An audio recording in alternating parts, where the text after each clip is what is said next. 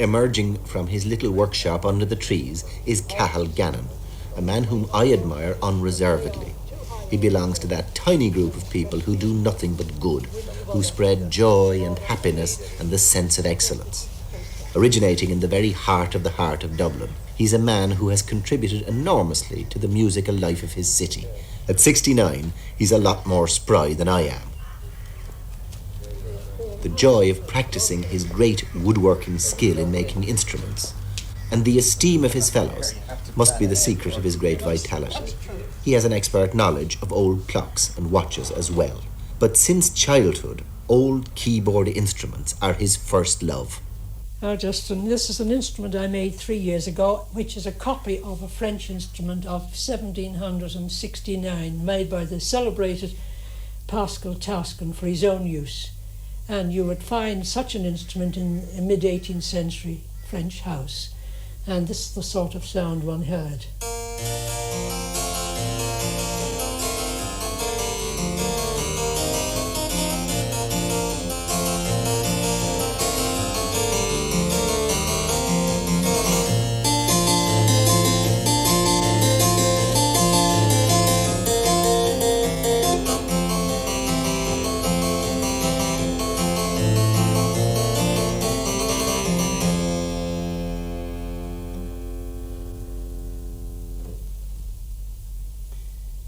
You've been able to build in the ability of the original instrument to make sounds of different qualities. Yes, that's true.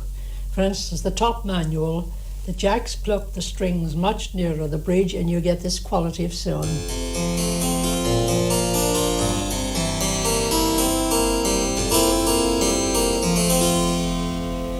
Now the bottom keyboard has a more robust sound.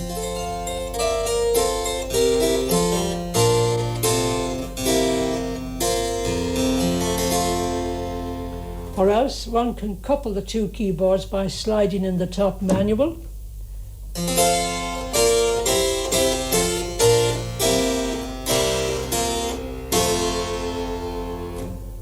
Or else you can use the harp stop on the top keyboard, known as a buff sometimes.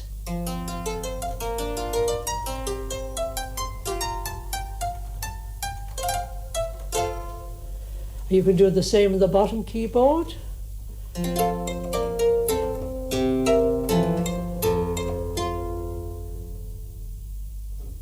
Now I'll let you hear a completely different sound.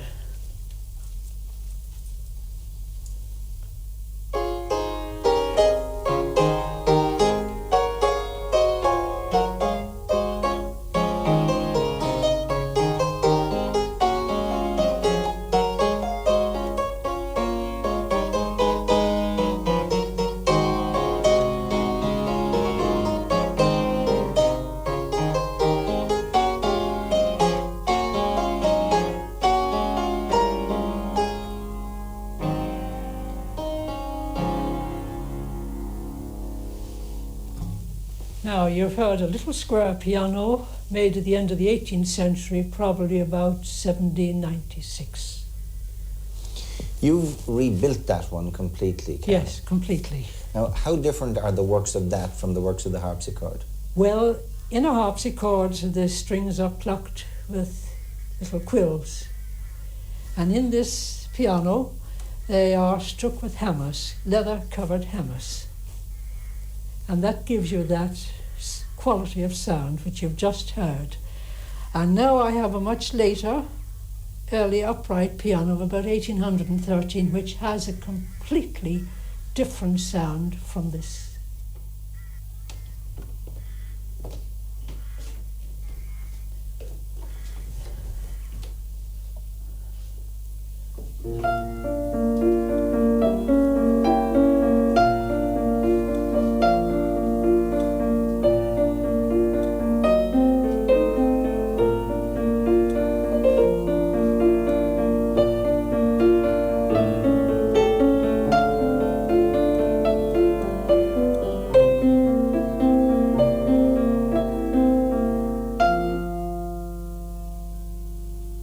They call this a cabinet piano. It's simply a grand piano, shall we say, standing on end. but it has one interesting feature that you can play una corda on it. That is one string at a time, and it gives a rather ethereal sound.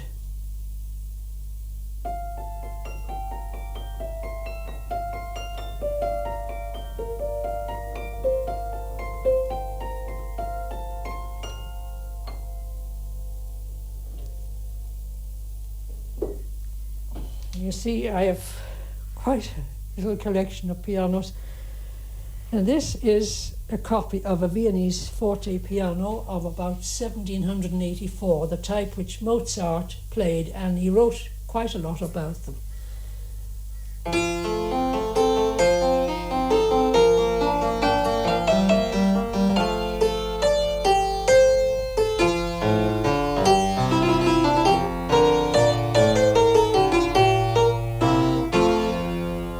Don't stop, Cathal, please.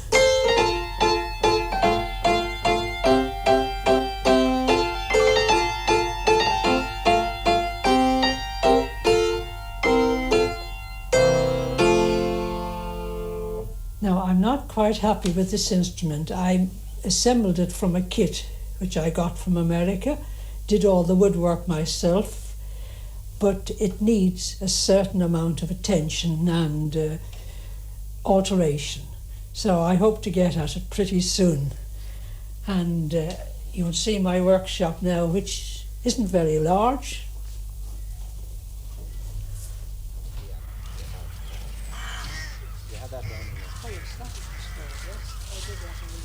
Cathal works alone, and the incredible things that we've seen come from inside a tiny workshop, which characteristically he built himself.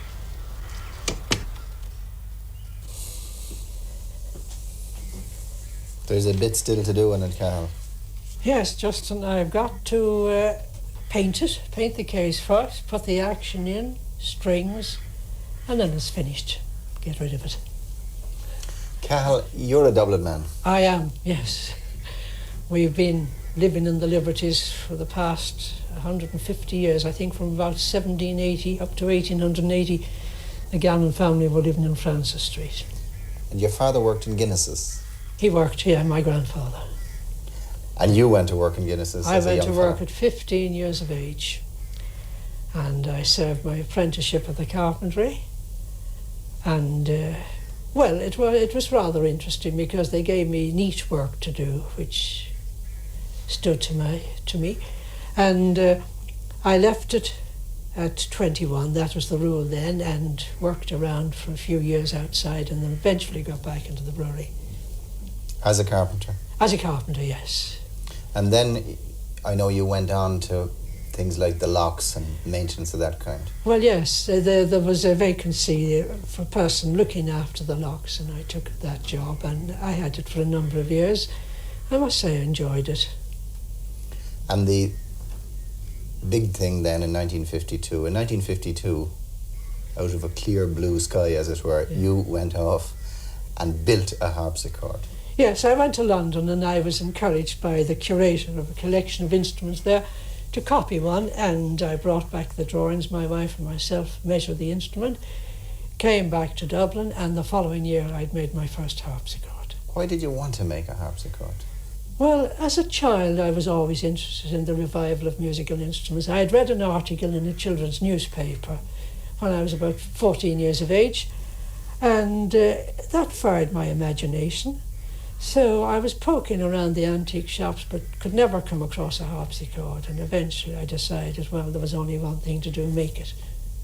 At that time they were asking the prohibitive price of £1,000 for an instrument.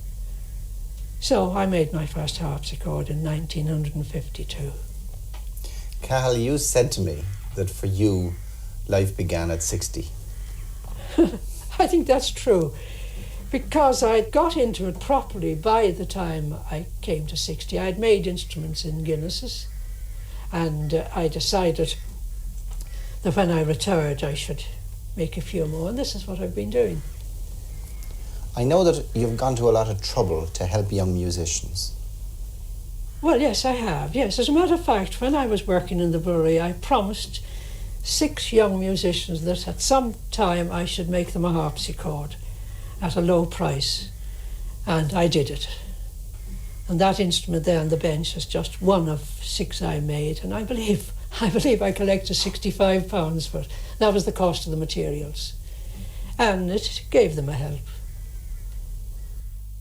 Cahill understands poverty, so he knows that for many young musicians the shop price of a few £1,000s rules out these old instruments totally. There was no master instrument maker to teach him. It was out of his own genius, with little help, that he recreated in Dublin the tradition of making fine keyboard instruments.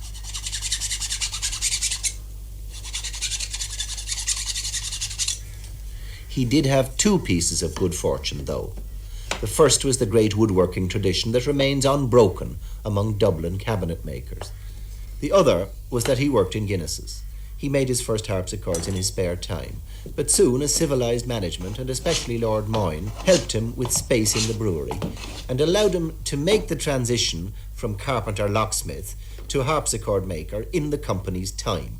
While still at the brewery, he made 5 reproduction harpsichords, one of which is now at the Royal Irish Academy of Music. Much of the credit for the great revival in the playing of harpsichords in Ireland goes not to universities or music schools, but to this son of Dublin's inner city. There's a sad note, though. Cahill is respected and admired. Recently Trinity College gave him an honorary degree. But he has no apprentices, no pupils. His workshop is a shed. At 69, he's hale and hearty, with many years to practice his craft. But it's in the nature of all humans not to last forever. It's insane not to aid the passing on of such skills.